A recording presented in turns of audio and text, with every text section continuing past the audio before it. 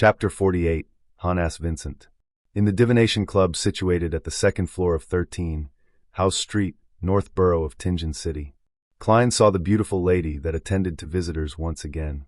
She was still having her brownish-yellow long hair coiled, making her look mature and elegant. It was hard to tell her age. "Hello, Mr. Glassy isn't here today. Would you like to change fortune tellers today?" said the beautiful lady with a smile. Upon hearing that, Klein, who had just taken off his silk hat and put it back on, was immediately surprised. "You still remember me? That was already 5 days ago." The woman puckered her lips into a smile. "You are the first customer that sought Mr. Glassy's services. You are also the only one to this very day. It's hard for me not to have a deep impression of you." Was this the image of him being penny-wise, pound-foolish? Klein lampooned himself as he deliberated a question. When was the last time Mr. Glassy came to the club? The lady shot a glance at him and answered seemingly in recollection. "To be honest, we are unable to grasp when our members will come and go. They have their free will and personal matters to tend to."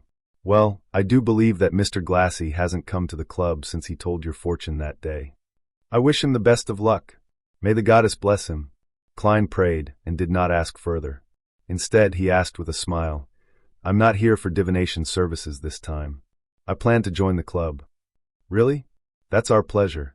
The lady expressed a timely look of surprised delight. "For the first year as a member, the membership fee is £5. It will be £1 a year thereafter. I believe there's no need for me to describe in the details again."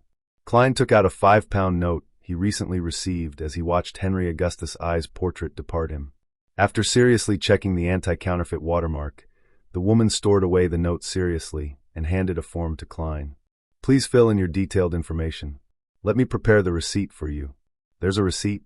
You should bill it to Blackthorn Security Company." Klein was amused by his own thoughts as he picked up a fountain pen on the desk.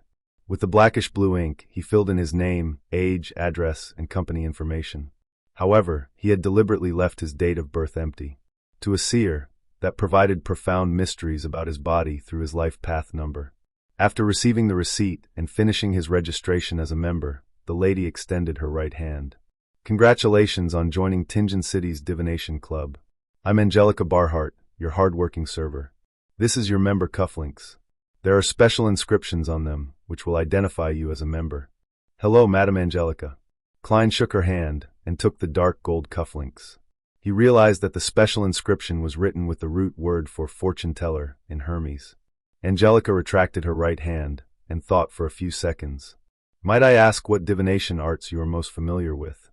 Or would you prefer to learn some divination methods from the club?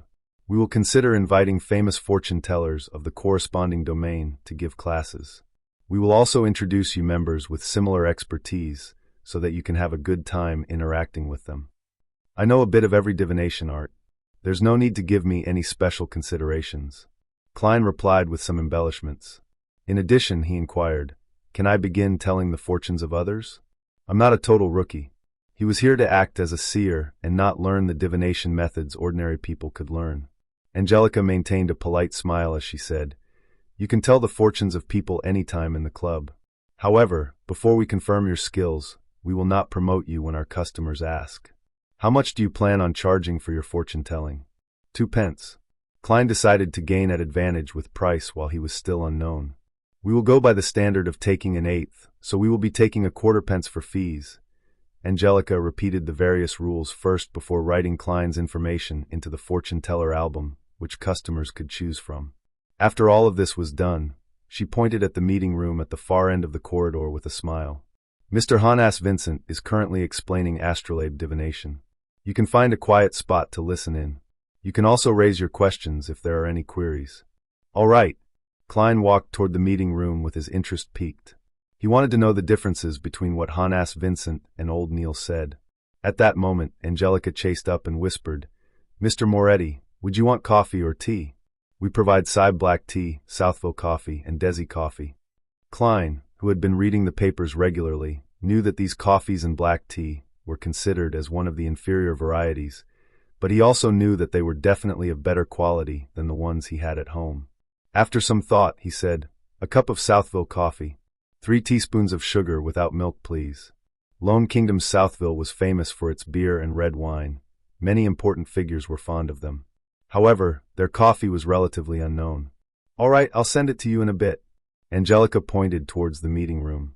Klein slowly walked to the half-closed door and heard a voice in a thick Awa accent explaining, "Astrolabe divination is a relatively more complex one among the divination arts. But that's only for ordinary people." Klein silently tagged on a sentence for the speaker. He saw about 5 tables placed in a circle inside the meeting room. It surrounded a middle-aged man in a black classic robe, Hanass Vincent. The gentleman had obvious dark circles. His brown hair was thick and hard. Each strand stood firmly like a porcupine's spikes. Apart from that, there was nothing unique about him. Upon seeing Klein enter, Hanass Vincent nodded gently without stopping his class. He only slowed down his speech. Klein had one hand in his pocket, while the other held his cane. He found a seat to the sides and sat down, leaning back comfortably in the process. He scanned the circle of 6 members. There were 4 men and 2 women. Some of them were attentively taking notes, whispering, or returning Klein a rueful smile. After placing his cane down, Klein adjusted his half-top hat and tapped his glabella twice in the process. He cast his gaze at Hanass and saw the different colors, brightness, and thickness of his aura. Dark red. He's a little worried. Actually, every other part of his body is healthy except that part. I wonder what's wrong. Klein listened to the class while muttering to himself. At that moment, he clasped his right hand and covered his mouth to prevent his laughter from sounding. He suddenly felt like he was a quack. He was rather pleased with his spirit vision ability. Although he could only make a general judgment and not the details, it was enough to gain him much useful information. After surveying his surroundings, he tapped his glabella twice again, as though he was pondering over what Hanass had just said. Astrolabe divination was one of the astromancy divination methods. However, ordinary people could also attempt to interpret things. For instance, the most basic birth horoscope was to determine the inquirer's fate by determining the positions of the sun, moon, blue planet, and scarlet planet at their birth, the corresponding spots in the sky, matching the representative symbols to the astrolabe, and the corresponding situations of the different constellations. This required the fortune teller to be able to calculate the states of the planets and constellations, which was rather complicated. Of course, there were publications that aided people to look up the values. Some even simplified it by making a vague read with just the constellations. Klein listened silently without interjecting or asking any questions.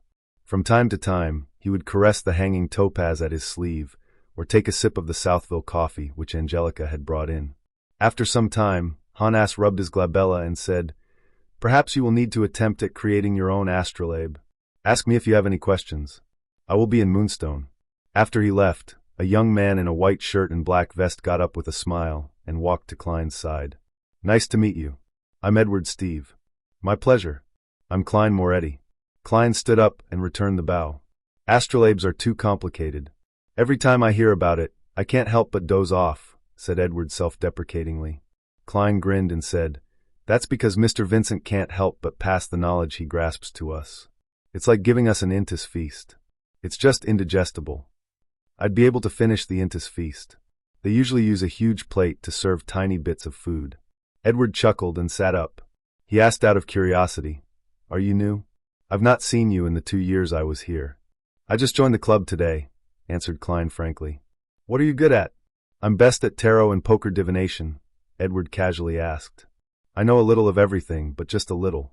Klein gave a description he used to give himself.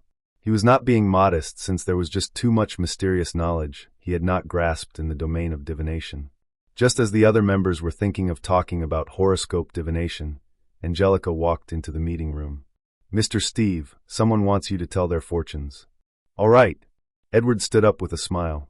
"I can tell you are an excellent fortune teller," said Klein as he looked at him. "No, it's because my price is most suitable," said Edward with a soft chortle. "When ordinary people come to have their fortunes told, they will absolutely not choose the most expensive ones. And unless they had their heads kicked by asses, they would definitely not be choosing the cheapest few. It's easiest to gain opportunities if you are in the middle. I'm one of those that had their heads kicked by asses." When he saw Edward leave, Klein suddenly shook his head with a wry smile. "It seems the price I set is problematic." He stood up, picked up his cane, and left the meeting room. He found Angelica again. "I wish to change the prices of my divination." Set it to 8 pence." Angelica took a deep look at him and said, We will satisfy your request, but we will also tell customers that you only recently joined the club. No problem. Klein did not mind as he nodded. At times, mystery was also an important element for a seer to attract customers. After changing his details, Klein returned to the meeting room. At that moment, he saw Hanass Vincent walk out of Moonstone. He held a silver-coated mirror. This well-known fortune-teller said to the 5 members in the meeting room, "I recently learned a new divination art.